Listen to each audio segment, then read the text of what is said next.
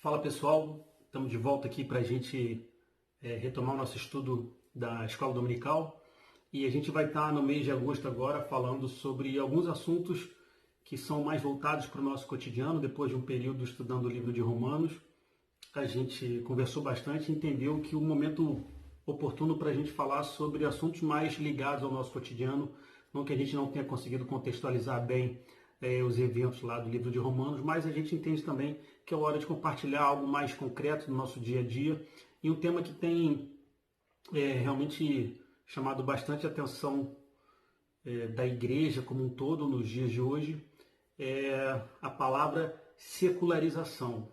O que vem a ser a secularização? Na verdade, são práticas seculares que a igreja vem interagindo com a sociedade e nessa troca entre as práticas seculares e a vida religiosa, nessas trocas a gente tem percebido um confronto entre o que é cultural e o que são práticas de doutrina bíblica, onde esses dois mundos, secularização e doutrinas bíblicas, têm se confrontado e a gente vai falar um pouquinho sobre isso. Basicamente, a gente vê nos dias de hoje um movimento chamado secular, onde a gente percebe que o que antes existia no passado em relação às instituições religiosas ou quando alguém se dizia pertencente a alguma determinada religião, de uma forma muito clara e muito convicta, ele conseguia descrever a doutrina daquela religião da qual ele frequentava, ou que ele era devoto, que ele praticava.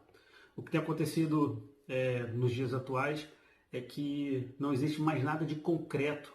Então é muito comum cada um moldar a sua crença, a forma de se relacionar com uma determinada divindade, e ele vai moldando e vai costurando e pensando coisas de diversas religiões, e aí ele vai tendo a sua forma de interagir com o sagrado, com a sua vida religiosa. Dentro desse contexto, a palavra secularização, ela, apesar de ser usada em qualquer ambiente, no estudo da sociologia, no estudo da antropologia, ela é uma palavra que tem sua origem na forma bíblica, no estudo bíblico, porque Paulo vai usar a palavra do presente século, práticas do presente século, ou seja, a secularização. Traduzindo isso para os dias que a gente vem vivendo, secularização, essa palavra tem sido usada para caracterizar. A gente vai ver isso, eu li isso recentemente numa revista sobre religião, e um cara chamado Paulo Barreira, ele faz uma definição bem legal sobre secularização. Ele vai dizer que secularização, ela é a capacidade que as instituições religiosas perderam no que toca à capacidade de influenciar uma cultura e uma sociedade no que diz respeito a dogmas, rituais, voltados para uma determinada religião. Então, o que tem acontecido é que a secularização, ou seja, práticas do presente século, tem encharcado o mundo religioso, independente da sua crença. Ele tem entrado naquele ambiente religioso, ele tem descaracterizado aquele ambiente religioso, ou seja, ele tem confrontado dogmas e regras daquela instituição ou regras daquela religião e vem secularizando aquele ambiente religioso. Isso é bom, isso é ruim? A gente vai ver daqui para frente o que de fato isso pode nos afetar, ou se é um movimento em que a gente não tem mais para onde fugir dele, porque o movimento de secularização, ou seja, trazer para dentro do cotidiano religioso práticas que são vividas no dia a dia de uma comunidade não religiosa, que agora começam a influenciar a igreja. Então a gente vai encontrar um movimento de dentro para fora, ou seja, da igreja para fora dela, no sentido de temos que viver com esse ambiente de secularização, e a gente vai perceber também um movimento de secularização de fora da igreja para dentro, ou seja, é a igreja buscando um molde, uma forma de se relacionar com a cultura e abrindo mão de alguns dogmas, alguns rituais, algumas doutrinas, para que não fique tão distante da sociedade e do ambiente cultural que ela vem vivendo. A grande realidade é que a gente sabe que a igreja ela se distanciou de uma forma direta da realidade social, e no momento em que ela se fechou em quatro paredes, ela virou as costas ou fugiu do diálogo com assuntos seculares em que a instituição religiosa, a igreja, ela não poderia dar as costas para essas perguntas, para esses confrontamentos, para esse diálogo do ambiente secular. Então, é necessário a gente fazer agora um estudo para a gente entender o que essa secularização e essas práticas seculares vem influenciando a igreja e a vida cristã. Então, o grande objetivo nessa aula hoje é a gente entender como as práticas seculares podem influenciar a fé cristã e como a fé cristã deve influenciar essas práticas seculares. Dentro desse contexto de secularização, esse não é um assunto novo para a igreja, isso está desde da igreja primitiva, do primeiro século. A gente vai ver que algumas práticas seculares já começavam a entrar na igreja do primeiro século.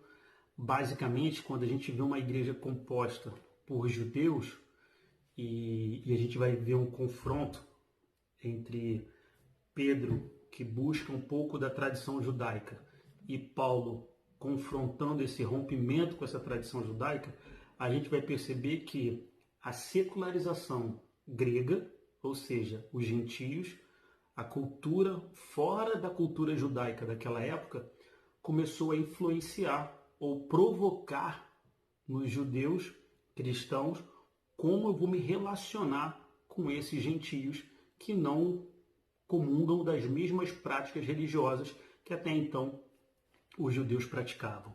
Então a gente vai perceber um movimento de fora para dentro no que tange a secularização da cultura dos gentios, a cultura grega, para dentro da cultura judaica. Eram os judeus que se converteram e agora estavam vivendo uma realidade em relação aos gentios da época. Tem um texto que a gente vai estar lendo lá em Atos no capítulo 10, uma passagem conhecida, mas a gente vai ler 10 do 11 até o 16, que é a passagem que Pedro tem uma visão e envolve o centurião Cornélio, que era um gentio da época, né, um oficial romano, homem temente, piedoso, que simpatizante do judaísmo e, por sua vez, ele também se converte ao cristianismo. A gente vai ler do 11 até o 16, diz assim, no versículo 11. Então viu o céu aberto e descendo um objeto como se fosse um grande lençol, o qual era baixado à terra pelas quatro pontas, contendo toda sorte de quadrúpedes, répteis da terra e aves do céu. Ouviu-se uma voz que se dirigiu a ele. Levanta-te, Pedro, mata e come. Mas Pedro replicou, de modo nenhum, Senhor, porque jamais comi coisa alguma comum e imunda. Segunda vez a voz lhe falou, ao que Deus purificou, não consideres comum. Sucedeu isto por 3 vezes e logo o objeto foi recolhido ao céu. Essa passagem é uma passagem que Pedro estava no seu momento de oração e ele tem uma visão onde um grande pano, toalha, desce com vários animais e uma voz fala para ele, olha, mata e come. E Pedro vai dizer, de maneira nenhuma, durante toda a minha vida eu fui fiel à lei de Moisés e a lei me proibia de comer tais animais. E a voz diz para ele agora, não diga que é impuro, não condene aquilo que Deus purificou. O que está acontecendo? A gente sabe de uma forma muito clara que esse movimento era um movimento em que o próprio Espírito Santo estava mostrando para Pedro que chegou o momento de anunciar o Evangelho para os gentios, para todos aqueles que não eram judeus. Então, a prática do matar e comer aqueles animais, na verdade a metáfora era, o matar e comer era anunciar e pregar o Evangelho, e aqueles diversos animais ali, até então que Pedro não comia, eram os diversos povos gentios que a partir de agora Pedro teria o compromisso de estar pregando para eles. E no primeiro momento, na visão, Pedro fala, de maneira nenhuma eu vou comer isso, porque a minha vida inteira eu me preservei de animais impuros como este. E a voz dizia para ele, o próprio Deus dizia para ele, não torne impuro aquilo que eu purifiquei, que eu santifiquei, ou seja, era o momento que Pedro tinha agora de anunciar o evangelho a todos os gentios. Esse contexto não só é uma visão espiritual, como é uma prática secular, ou seja, eu estou trazendo práticas do presente século, daquela época, para um contexto religioso, ou seja, está entrando no cenário judaico a prática, judaico-cristão, a prática de se comer animais que a lei antes proibia. A gente estudou isso no livro de Romanos, Paulo foi muito claro em relação a isso. Ele diz para suportar o débil na fé, suportar o neófito, para que não gere escândalo. Se você tiver que abrir mão do teu direito de comer determinadas coisas, que você tivesse de fato abrindo mão para preservar a integridade do teu irmão que é novo na fé. Mas de forma muito clara, ele vai romper com determinadas tradições judaicas e vai permitir com que uma secularização, importante a gente retomar essa palavra, secularização, entrando na cultura judaica, e agora uma mistura estava sendo feita e uma cultura própria, uma identidade própria estava sendo vivida e praticada agora na igreja, misturada entre judeus e gentios. Então, nesse contexto, a gente vai ver Pedro tendo essa visão, e um pouquinho mais na frente, no versículo 34, Atos 10, 34, diz assim: Então falou Pedro, dizendo: Reconheço por verdade que Deus não faz acepção de pessoas. Pelo contrário, em qualquer nação, aquele que o teme e faz o que é justo lhe é aceitável. Esta é a palavra que Deus enviou aos filhos de Israel, anunciando-lhes o evangelho da paz por meio de Jesus Cristo. Este é o Senhor de todos. Então, o que Pedro chega à conclusão é de que, de fato, era o momento de pregar para todo mundo. Mas práticas seculares estavam entrando agora na cultura religiosa judaica, agora judaico-cristão, porque esses judeus se converteram a Jesus Cristo. Então, existe um movimento de secularização para dentro da igreja. A gente vai ver também, no período interbíblico, que é um assunto que a gente vai falar um pouquinho mais na frente, no mês de outubro, a gente vai estar estudando o período interbíblico. A gente vai perceber que no período interbíblico, ou seja, a cultura grega, ela vai confrontar a tradição judaica. A gente vai ver Alexandre o Grande, Alexandre da Macedônia, quando ele toma a Palestina, ele influenciado pela cultura grega, ele vai fazer de Jerusalém quase uma nova Atenas. Então ele vai disseminar a cultura grega por toda a região da Palestina. E a gente vai ver determinadas práticas seculares entrando de novo na cultura judaica. A gente vai ver que determinados judeus tentaram até reverter a circuncisão, se é que você pode imaginar um negócio desse. Mas práticas seculares, ou seja, de uma tradição grega, por conta de uma grande influência de uma sociedade que era dominante, ela influencia de tal forma os judeus daquela época. A gente está falando aí por volta de 380 a.C. até o ano zero, que é o período interbíblico, quando nesse período a cultura grega começa a avançar através do império de Alexandre da Macedônia, a gente vai perceber que vários judeus vão aceitar essa secularização e vão abrir mão das suas práticas religiosas, ou seja, uma secularização está acontecendo de fora para dentro da cultura judaica. O que está... Eu dei o exemplo aqui que alguns judeus tentaram reverter a circuncisão, porque, se você lembra, vai ser nesse período da cultura grega em que vão ser construídos os ginásios, o culto ao corpo, a prática esportiva. A gente vai ver o início dos Jogos Olímpicos nesse período, e você vê o culto ao corpo, os ginásios onde a cultura grega era disseminada. A gente tem os monumentos históricos, onde você vê o corpo humano totalmente trabalhado com a sua musculatura, e você vê o órgão masculino sem a circuncisão, ou seja, no seu natural, e você vai ver que quem era diferente daquilo era meio que envergonhado, era um racismo, era uma discriminação de uma etnia, ou seja, os gregos que tinham a prática de nos seus ginásios o corpo ficar nu, exposto, no momento que se encontrava um judeu da época na sua circuncisão, era meio um momento de vergonha. Então, uma prática de secular foi a reversão da circuncisão, onde alguns judeus tentaram isso por conta da vergonha. Então, dentro desse contexto de secularização, a gente vai ver um movimento de fora para dentro e um movimento de dentro para fora. O que é o melhor para a gente?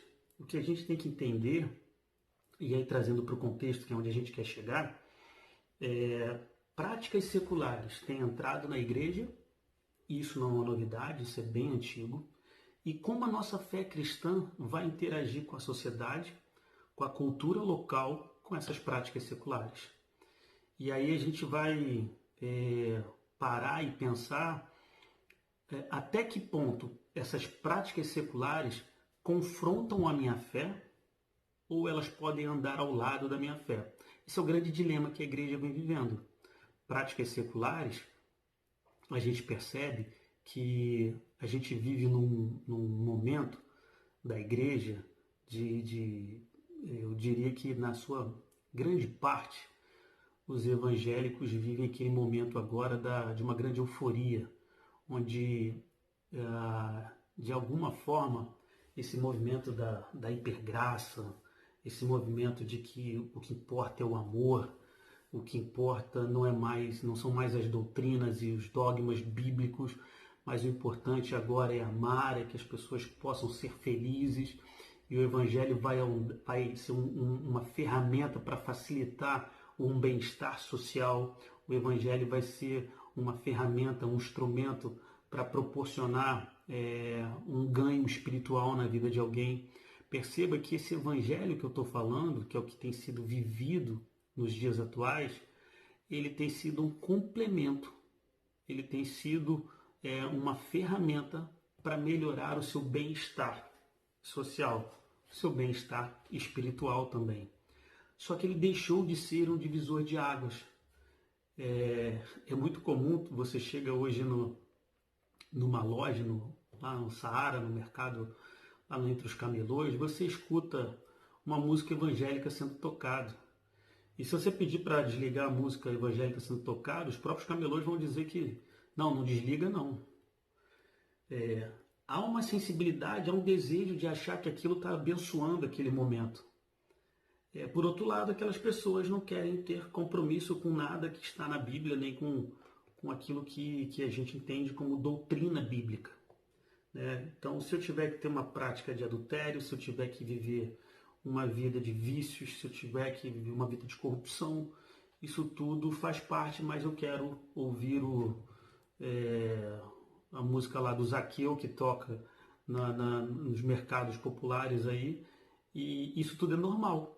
Então, é uma indas e vindas de secularizações que estão interagindo com a igreja. E como é que a gente se comporta diante disso? Eu aceito isso? É hora de me posicionar, dizer, não, eu não aceito o pecado. Ou vou deixar dizer, não, venha do jeito que você está, fica ouvindo, mas se você continua sendo um corrupto, se você continua usando produtos falsificados, se você continua... Isso tudo é muito válido. A gente vê em comunidades, a gente viu reportagem em que traficantes, antes de sair para tomar o morro do lado, ou a boca de fumo do lado, pedia oração para o pastor do morro, para a igreja local, para que orasse, porque eles estavam saindo para tomar uma determinada outra facção, outro ponto de droga. E eles pediam oração, e chegavam-se lá alguns pastores e oravam por ele. É normal isso? Então, assim, entenda, a gente vai abordar aqui diversos assuntos super polêmicos, que é importante, que a gente não pode deixar de conversar sobre eles. Não é mais tempo da igreja olhar esse assunto de longe e simplesmente deixar passar ao largo, mas de fato a gente conversar sobre eles, dialogar sobre eles para entender qual é a nossa posição e o que as escrituras, o que a Bíblia Sagrada fala a respeito dessa secularização. Então, nesse contexto que eu estou falando, a gente vai ter, ao longo de agosto, outros assuntos falando sobre secularização. Então, nesse universo, é muito comum a gente pensar, eu já falei isso em outros estudos, eu posso identificar atividades seculares que não confrontam a minha fé, como eu posso identificar atividades seculares que de alguma forma vão tirar a primazia, ou seja, vão tirar o primeiro lugar de Deus na minha vida. Como eu devo entender, em que momento eu devo perceber que determinada prática secular ela está confrontando a minha fé, ou ela se torna até um pecado? Toda vez que uma prática secular ela tira a primazia de Deus da sua vida, ou seja, o protagonismo da sua vida deixa de ser o Senhor Jesus Cristo, e essa prática secular começa a ocupar o espaço que deveria ser de Deus na sua vida, você pode ter certeza que essa prática secular precisa ser ressarchada da sua parte. Você precisa afastar ela da tua vida. Algumas delas a gente vai estar falando, né? Se você resolve passar o ano novo de branco, né? Uma prática secular, passar o ano novo de branco. Por que um cristão vai passar o ano novo de branco? De repente você foi convidado para passar o ano novo no terraço lá do seu tio, e ele pediu, olha, vamos todo mundo de branco para fazer uma festa do de branco aqui? A princípio, não tem nenhum problema, foi um pedido dele. Eu não vejo nenhum problema em você se vestir de branco, porque ele pediu uma festa, você está indo lá para virar o ano novo com ele. Até então, em nenhum momento a sua fé foi confrontada.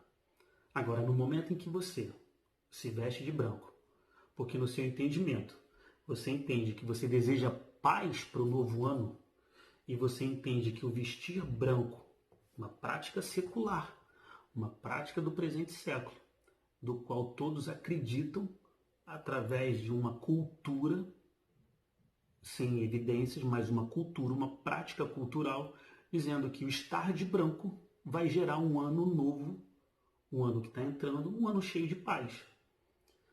Qual o grande problema nisso? É que você, que entende através das Escrituras, que é aquele que te traz paz, aquele que, apesar de toda a luta, enche o teu coração e tua mente de paz e alegria, é Jesus Cristo. No momento em que você diz que você precisa estar de branco no ano novo, é o que eu falo do que se tem o cristianismo do presente século. O cristianismo contaminado de secularização. Eu posso passar um ano novo de branco? Pode, mas qual é a tua motivação? A tua motivação é porque você precisa passar de branco, porque você precisa de paz no ano que vai entrar? De fato, você não entendeu quem é Jesus Cristo na sua vida. E aí a gente percebe vários cristãos novos na fé que precisam ser ensinados e instruídos sobre, de fato, as práticas seculares. Elas são ruins? Perceba, se essa prática estiver tirando a primazia de Deus na sua vida, de fato ela tem que ser afastada. Esse é o ponto para que a gente possa identificar quais práticas seculares confrontam a sua fé cristã e devam ser afastadas. É isso que a gente tem que colocar em mente. O que está tomando a primazia de Deus na minha vida? Da mesma forma, eu, quando católico, eu não comia carne em Corpus Christi, se não me engano, esse é o feriado. Ou na Páscoa, desculpa, na Páscoa. Devemos comer carne branca, porque é um dogma, uma tradição católica, cultural. Por quê? Porque é uma forma de... Perceba, se você ainda depende, se no relacionamento com Deus, você ainda precisa de rituais de sacrifício para se relacionar com Deus, você de fato não entendeu ainda o sacrifício da cruz. A cruz eliminou todo tipo de sacrifício. Eu não preciso mais agora de práticas religiosas que vão estar me subjugando para que eu possa me comprometer com a minha crença. Eu posso querer comer peixe na Páscoa? Posso. Eu posso me relacionar com os familiares comendo peixe, não comendo carne? Claro, claro. Dessa forma você não está escandalizando. Então, nesse contexto de secularização, diversas práticas, é igual a gente vê, vou falar um negócio aqui que pode ser uma besteira, mas você imagina assim, sabe quando você está lá no pessoal do Big Brother, depois daquelas festas lá do Big Brother, todo mundo bêbado e cantando hino evangélico? É mais ou menos isso que a gente vê nesses dias.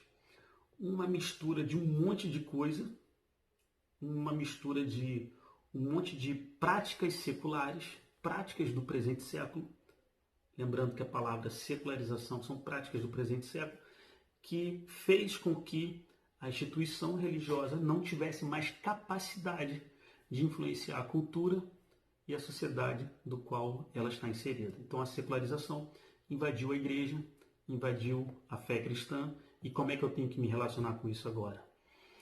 Aí entra um ponto muito importante que é a segunda parte desse estudo. Diante da secularização, agora que a gente entende o que é secularização e como eu identifico se isso pode andar do meu lado ou se eu devo ressarchar isso de longe, ou seja, afastar essa prática, você vai ver. Está tirando a primazia de Deus da sua vida? Afasta. Agora, você vai interagir com pessoas que vivem essas práticas seculares de forma muito intensa. Aí que está o grande ponto desse estudo que eu acho fundamental. Qual a astúcia e qual a habilidade que você tem para interagir com pessoas que entendem que tais atividades seculares são fundamentais nas suas vidas, mas são pessoas que têm uma fé diferente da sua. Como eu vou interagir com eles? Como eu ganho essas pessoas? Como eu respeito essas pessoas? Isso é importante. Esse é o papel que o cristão deve entender, que seu papel agora não é mais um papel fundamentalista, de legalismo. Ele confronta a prática que pode tirar a primazia de Deus da sua vida, mas ao mesmo tempo ele vai interagir com aqueles que vivem essas práticas seculares de forma a interagir com eles sem os afastar, mas através do diálogo, através do serviço, através do amor, interagindo com a cultura daquela pessoa, trocando com ela e achando oportunidades para que de fato as boas novas do Evangelho sejam inseridas dentro dessa atividade secular. Você passar o ano novo de branco na casa de um amigo, porque ele pediu que todos vão estar de branco e ninguém vai estar com uma outra cor, você deve ir de branco. Ele fez um pedido para você, já que você está se submetendo a participar como convidado da festa de ano novo, você vai. Só que nas oportunidades, sem se tornar um xiita lá dentro, você vai se apresentando, colocando de onde vem sua paz, de onde vem seu motivo. Perceba, a atividade secular, ela não norteia mais a tua motivação de paz. Ela não norteia mais os seus atos. Mas você está ali confrontando pessoas em amor, num diálogo, numa forma educada, sem ser agressivo. E na medida que você vai trocando com essas pessoas, você vai ganhando a oportunidade de ser escutado e você vai inserindo gradativamente, de fato, o que é relevante para essas pessoas e o que é importante, que é a figura de Jesus Cristo, e não simplesmente ensinar dogmas e doutrinas de religião, mas, de fato, introduzir Jesus Cristo. Então, nesse contexto, a gente fala sobre a secularização que tem entrado nas igrejas. E é dela que a gente tem que estar atento. Dentre essas práticas seculares, tem uma específica que eu queria abordar hoje nesse estudo, que não é que tem me preocupado, mas eu acho que carece de um esclarecimento nesses dias, principalmente para os jovens e adolescentes, que tem sido muito comum nessa geração a prática de consultar e conhecer horóscopo. Aí você pergunta, é pecado cristão consultar horóscopo? O que tem de errado em olhar o horóscopo e conhecer o horóscopo? O que isso pode influenciar o cristão? Isto é uma prática, uma atividade secular que, com a realidade dos dias que a gente tem vivido, vem de alguma forma encantando a nossa cultura e tem sido gostoso para essa sociedade falar sobre isso e viver sobre isso. O que tem de errado nisso? Na verdade, recapitulando o que seriam os signos do zodíaco, perceba que a arte de estudar as estrelas, ela não tem nenhum problema. Isso é uma ciência, isso é astronomia, ciência que estuda os corpos celestes e os fenômenos celestiais. A astronomia é uma ciência praticada e conhecida desde a antiguidade.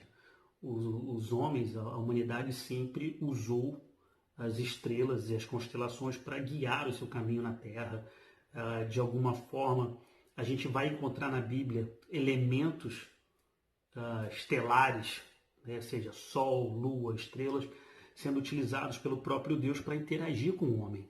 Até aí nada demais. A gente vai ver que os próprios reis que vêm do Oriente, atrás do menino Jesus, o filho, ou seja, a Bíblia fala muito pouco sobre esses reis que vêm do Oriente, mas são 3 reis que vêm do Oriente, sabendo do nascimento do grande rei de Israel, e enfim, uma promessa.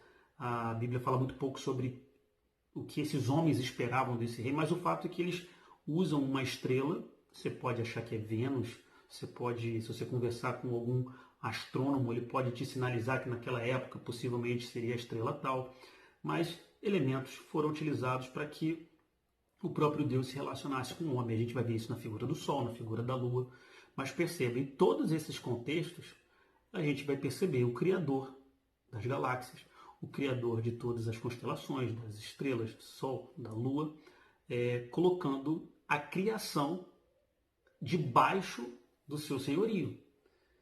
Ou seja, tudo isso foi criado por Deus, bilhões e bilhões de galáxias, todos os corpos celestiais que a gente conhece, que a astronomia vem estudando, e é uma ciência. Toda essa infinitude de coisas, os buracos negros, as galáxias, as distâncias, enfim, com que a ciência hoje identifica planetas, estrelas, anos-luz, bilhões de anos-luz, isso tudo é ciência e comprovado. Até aí nada demais. E a gente vai encontrar na história a questão do zodíaco, ou seja, são constelações, 12 constelações, que elas existem, é ciência isso, só que a prática de atribuir a essas constelações que num determinado momento em que elas estão posicionadas ou num determinado momento em que elas estão interagindo com outros elementos, elas podem determinar o comportamento e o destino de pessoas na Terra. Aí a gente precisa frear e falar assim, bom, o que isso tem de mais? Bom, nesse momento você, lembra do que eu falei no início?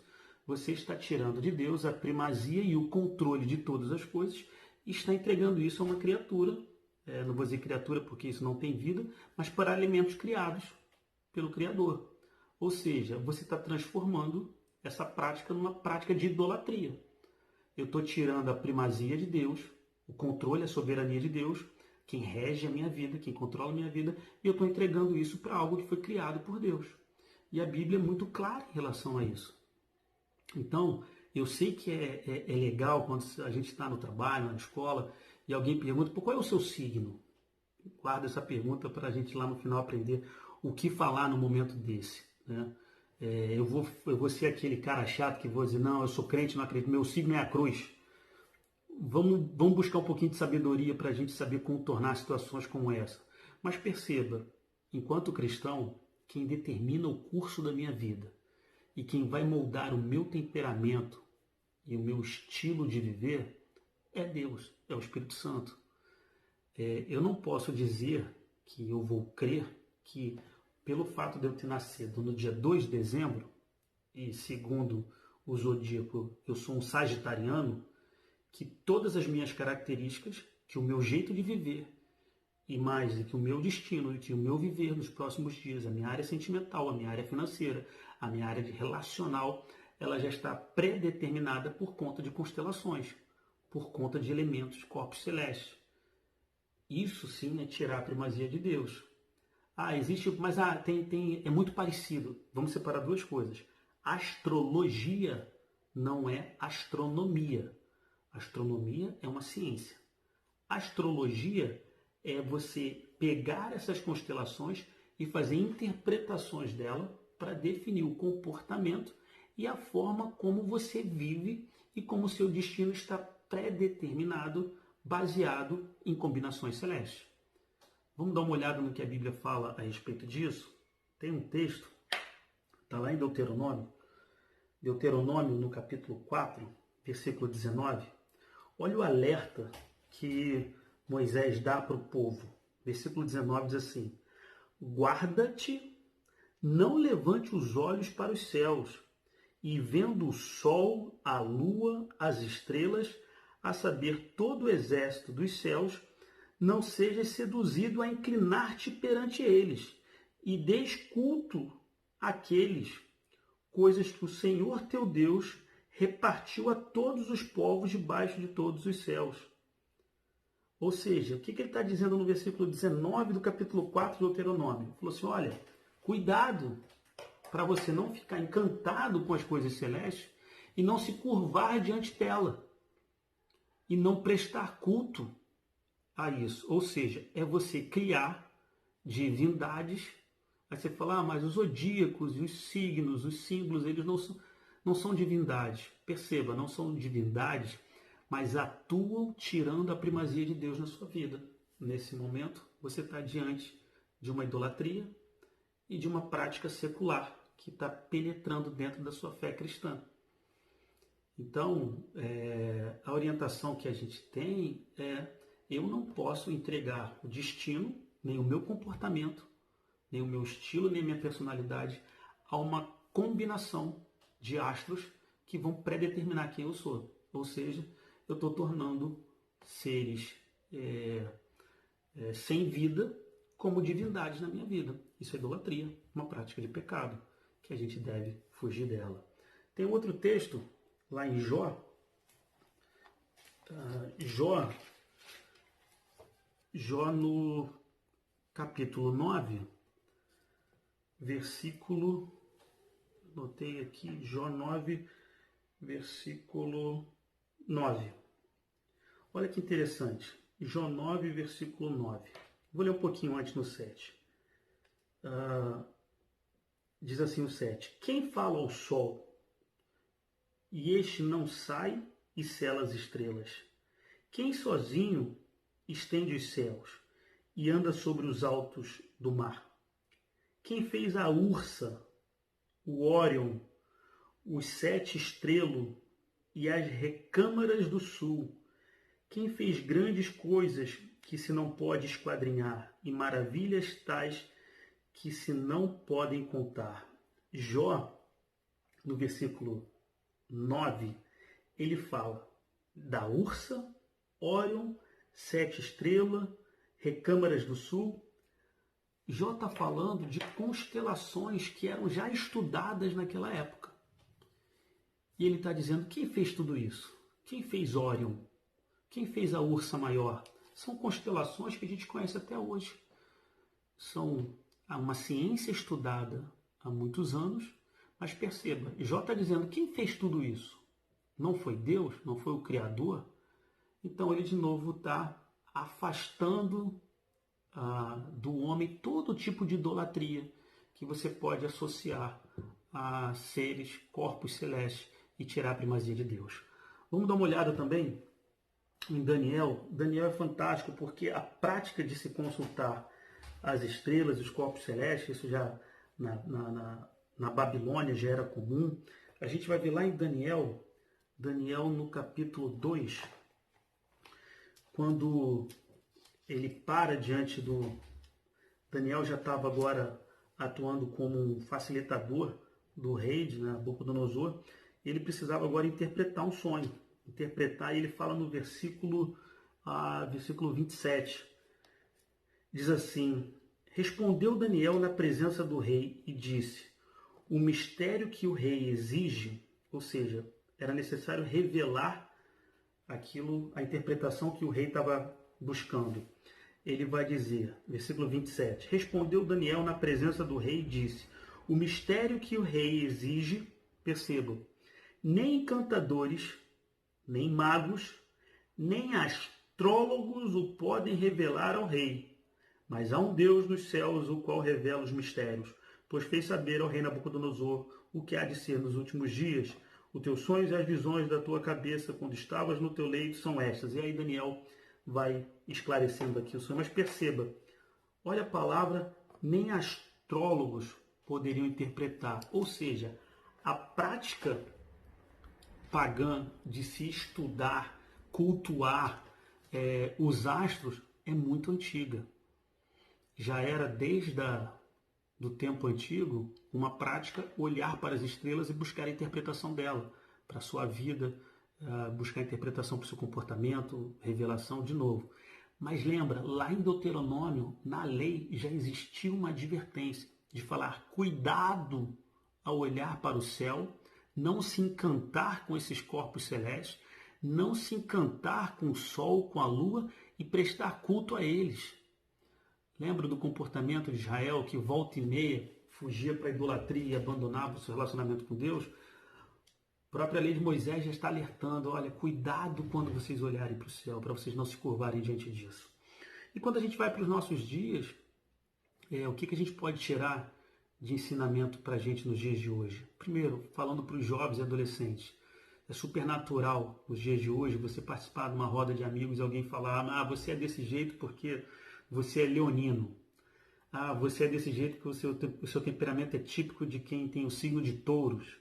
E aí você interage com isso tudo e você fica com aquela cara de paisagem, dizendo, por que eu vou falar aqui agora? A palavra que eu quero dar para a reflexão que eu quero trazer hoje é, a gente não precisa demonizar todas as coisas. Primeira dica, primeira orientação, primeira reflexão que eu gostaria de trazer, não vamos demonizar nada para que você não afaste as pessoas de você. Acho que a primeira coisa é essa. Mas sempre que possível, que a gente possa mostrar através do nosso comportamento. Eu costumo dizer assim, que às vezes uma leve curiosidade para você perguntar, me fala um pouquinho mais do que é isso. Às vezes a pessoa pergunta, você é desse jeito porque você é sagitariano. Eu já tive uma experiência dessa, porque uma das características, segundo fala-se, do sagitariano, é que ele é muito certo, ele dificilmente diz que errou alguma coisa. E aí, uma pessoa brincando comigo falou, não, convencer o Bruno que ele está errado de alguma coisa é muito difícil. Afinal de contas, o sagitariano é dificílimo. Quando você está diante disso, você vai se tornar aquele xiita legalista que vai dar aquele berro no meio de uma reunião, no meio de um grupo de amigos, você está repreendido em nome de Jesus. Vamos chamar de maluco. Né? Então, o que eu quero dizer para você é, busque sabedoria, assim como Paulo, lá em Atenas, no Areópago, quando viu o altar do Deus desconhecido, ele falou, vou usar esse altar aqui para falar de Jesus Cristo. Ele não acusou ninguém de idolatria, não acusou ninguém de pecado, nem demonizou ninguém, ele simplesmente olhou uma oportunidade e falou, eu vou agarrar essa oportunidade aqui e eu vou falar de Jesus através dessa oportunidade. Quando você se deparar em relação a isso, busque uma oportunidade de forma educada, de forma prazerosa, em que as pessoas tenham prazer de conversar com você. Não tem nenhum problema você despertar uma curiosidade sobre um tema desse e deixar a pessoa trocar informações contigo. Ceda curiosidade, e ao ceder curiosidade, introduza suas convicções. Vamos introduzir as nossas convicções para que a prática secular não venha moldar a minha fé, mas que a fé em Cristo, que é o meu pilar, que é o norte que guia todos os meus passos, que ela possa ir para fora desse ambiente secular e transformá-lo. Quando eu pergunto, o que mais que tem? Qual é outra característica de um sagitariano? E vai trocando. Lembre-se, nesse momento é hora de você começar a falar do que é importante, que é Jesus Cristo. Então, nesse contexto que a gente vem vivendo, práticas seculares são diversas que estão no nosso dia a dia. Esses textos que a gente encontra na palavra é uma garantia de que o zodíaco e as constelações jamais vão nortear a vida de um cristão. Jamais vão definir o meu destino ou predeterminar o meu amanhã. Ele está inteiro na mão do Senhor, inteiro. Agora eu preciso cumprir a minha missão aqui, que é anunciar Jesus Cristo para todas as pessoas. E se o ambiente que eu estou é um ambiente do qual o assunto é uma prática secular, um assunto secular, devemos sim ganhar conhecimento, buscar conhecimento de forma sábia, madura, de forma elegante, sem agredir ninguém, mas interagindo com essas pessoas, levando uma palavra sempre de paz, de esperança e principalmente uma palavra de salvação. Eu confronto aqueles que têm usado o Evangelho nesses dias para transformar o Evangelho numa ferramenta de um bem-estar social. O evangelho do qual eu creio, ele não é, ele até pode trazer um bem-estar social, como pode também não trazer um bem-estar social. Mas uma coisa é certa, ele traz salvação. Salvação para todo aquele que crê em Jesus Cristo. Então, nesses dias tem sido, a gente vai falar isso ao longo do mês de agosto com outros temas. Mas lembre-se, a gente não veio aqui para simplesmente ser conivente ou ser aceito pelas pessoas por conta da nossa fé. Cabe a nós agora desenvolver habilidade para que essas práticas seculares, para que esses assuntos seculares possam ser trocados e interagidos conosco. Eu falei já em aulas passadas, eu vou terminar. Eu vejo cristãos postando nas mídias sociais sobre horóscopo. Eu vejo cristãos, a gente vive uma era onde a gente está endeusando os sentimentos. Isso me preocupa muito porque a gente tem falado de sentimentos como se fossem deuses, né? A pessoa posta sobre gratidão, depois posta sobre amor, depois posta sobre fé. Isso tudo, eu vou dizer uma coisa, isso é... Todos podem postar. O que você traz de novo nisso? Né? O que você, como sal e luz nessa terra, tem de novo nisso? Como é que você vincula todos esses temas seculares, são seculares, à figura de Jesus Cristo? Como é que eu vou falar de gratidão? Como é que eu vou falar de fé? Fé, depois eu falo sobre o amor. Tá bom, cadê a centralidade de Cristo nesses temas? Como é que eu vou introduzir Cristo nessa secularização? Esse é o grande desafio da igreja. Então, o tema que eu queria compartilhar hoje é basicamente como o cristão e a sua fé cristã interagem com essa atividade secular e a crença do zodíaco, a crença do horóscopo. Então, eu quero dizer para você, cristão, se você cristão que vem até hoje depositando sua curiosidade e sua esperança nessas consultas, eu digo, não precisa, abandone isso. Tire isso das suas mídias sociais, tire isso da sua crença, deixe de ser devoto dessas coisas e entregue, como bom cristão, o teu destino, os seus passos, ele é uma troca permanente de relacionamento com Deus.